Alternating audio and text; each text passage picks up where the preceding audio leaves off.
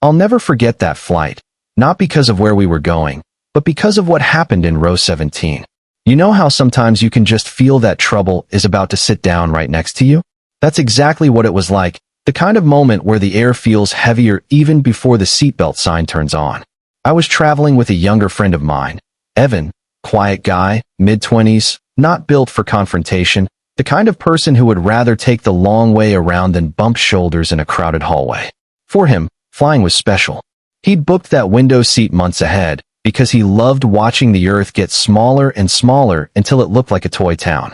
It wasn't just a seat to him. It was a little pocket of joy. We'd barely settled in when she showed up. A blonde woman in her 40s, moving down the aisle like the whole cabin belonged to her.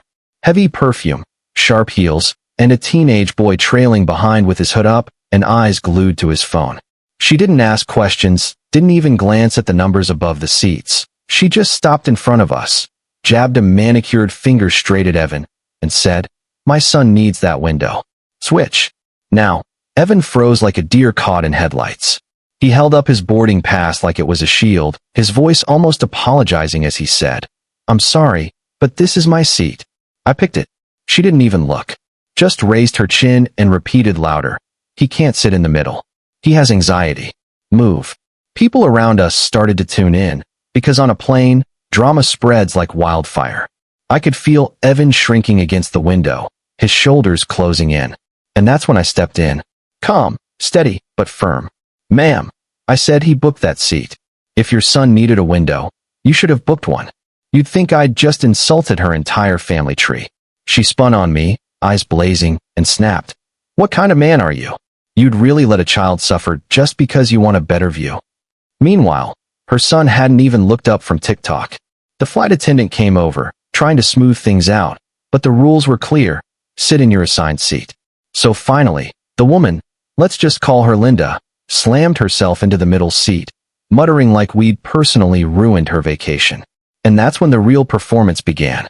At first, it was little things, long, exaggerated sighs, sharp movements that accidentally elbowed Evan every few minutes, yanking the window shade up and down whenever he tried to rest. She whispered insults under her breath, selfish, rude, heartless. I watched him gripping the armrest like it was the only thing keeping him from disappearing. Then came the phone. She actually started recording him, angling her camera right in his face, narrating like some courtroom drama. "Here's the man who stole a seat from a child. Look at how proud he is." Evan went pale. That was enough for me. I pulled out my own phone, hit record, and said with the calmest smile I could manage, "Perfect." Because when people see the full story, the way you've harassed him for hours, they'll know exactly who you are. And trust me, I'll make sure this goes viral. For the first time, she faltered. Her lips trembled, her eyes darted to the other passengers, some of whom were already pulling out their own phones, quietly filming. Her little stage had turned on her. She shoved her phone back in her bag, cheeks burning, but you could see it. She wasn't done. She was storing it up, waiting for the right moment. And that moment came after we landed. The second the seatbelt sign dinged off, she launched herself into the aisle and raised her voice like she'd been rehearsing all 4 hours. "Excuse me, flight attendant. This man harassed me the entire flight. He mocked me. He refused to give my son the seat he needed. He even threatened me with recordings." She jabbed her finger at Evan like he was a criminal. The cabin went dead quiet. Phones were already up. Evan looked like someone had just pulled the floor out from under him, his mouth opening and closing with nothing coming out. I thought for a second she might actually win, because people like her are so good at flipping the script, at making victims look like villains. But then it happened. A woman in glasses stood up 2 rows behind us and held her phone high. "No, ma'am. That's not what happened. I recorded everything." A ripple spread through the cabin. Another man across the aisle lifted his phone too. "Same here. We all saw it. You harassed them nonstop." Linda's face went ghost white. She stammered, pointing wildly. "You can't. You don't have my permission." The flight attendant, who had been patient all this time, finally dropped the professional smile. "Ma'am, we've also received multiple complaints about your behavior. I'm going to have to ask you to step off the plane with me." And just when you thought it couldn't sting any harder, her own son, the boy she'd used as her excuse all along, finally pulled out an earbud and muttered, "Mom, I told you I was fine. You made it a big deal." That silence was heavier than any turbulence. She sagged back, her fury collapsing in on itself. But it was too late. Security was waiting at the gate. She was escorted out, still shouting about discrimination, while her son trudged behind, looking like he just wanted to vanish. As we walked into the terminal, Evan let out this shaky laugh, like he couldn't believe it was finally over.